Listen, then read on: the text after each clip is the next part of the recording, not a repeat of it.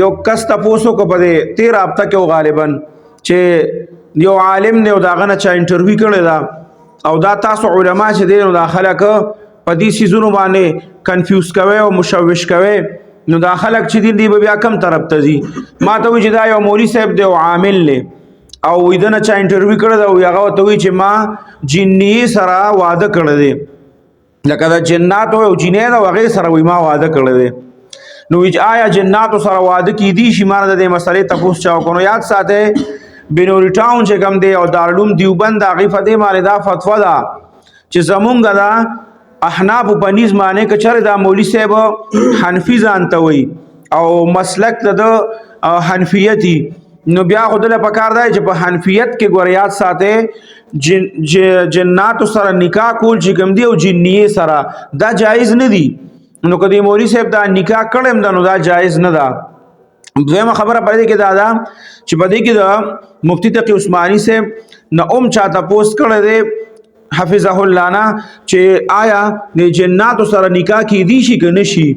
نو هغه وته دا جواب ورکړی دی چې د ممکنات نه ده چې نکاح وسره کې دي شي دا مونږ نه وایو او هغه به دا وجم لیکلی ده چې لکه خلک وایي چې دا جنات چې کوم دینو دا خو د اور نه پیدا دي نو دې سره بیا څنګه نکاح کیږي نو هغه فرمایي چې څنګه انسان چې دینو دی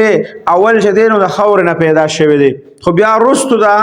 اولاد چې څومره د آدم علی السلام پیدا شوی دی نو دا خو دې ته بینګه خو غوخه وایو غنه دې ته خو مونږ نه غنه وایو د کشان لومبنه جنات چې کوم دی غم دغه اور نه پیدا شوی دی خو بیا رستو چې کوم دینو دا غي په دغه کې بیا تبدیلی راغله نو اغیم دا فرمایي چې ممکنه خدا چې او شی وسره نکاح خو چونکه زمون پنيز باندې یاد ساته غوري جنی سره نکاح کول چې دا ناجایز دي دا بالکل نشغله بعض علما هم ثابت دي ما خپل مفتی ضروري خان صاحب رحمت الله علیه اوریدلیو چې په پېښور کې یو کسو او هغه چې دین جنی سره وعده کړو خزه چې ونه د جناتو نو یغه زلاړه ملمو ما نو یو زامن دویناستو مخامخ ویغه هم پس ولېګل او اوس لګیا دی چې ورشه لکه پلان کیږي چې مشهوري تکيري وي دا غنه تکیر وړه ورشه لکه پلان کیږي چې کباب دي نو زه ته چاته لګیای نو به مړه دا وي خپل مور ته تللی دي دا جنات زما زامن چې دی وي دا غي ته لګیای ما وي سوګه پتی کو پس ولېګل سوګه په کباب پس ولېګل نو زمونږ مشرانو به دا خبره کولې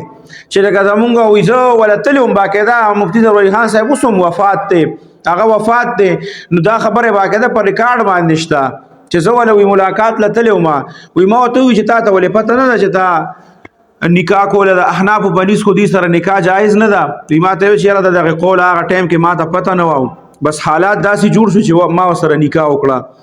خو به هر حال دا فتوا پدې د آیات ساته کدا مولوی صاحب چرزان تا حنفی وی چې زه د احناف په مسلک ما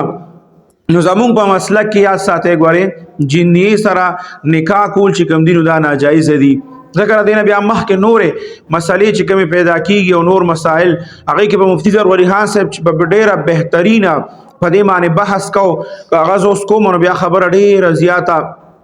په مخ کې زیو بیا ډیره زیاته وګديږي خو به هر حال دغه مسلې تاسو شو نو دغه مبارک ما تاسو ته وي